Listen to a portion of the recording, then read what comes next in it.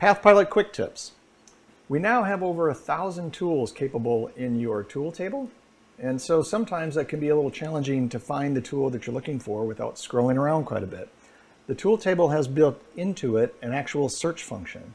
So if you select a row like this and say I'm going to search for drills, so as I start to type the word drill, you'll see the search box show up down here in the lower right, and it automatically selected the drill, the next drill from where I was down. If I do that again after it times out, I can do a find next, find previous by using up arrows or down arrows.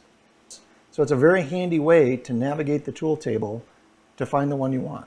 That same functionality works in the File tab as well.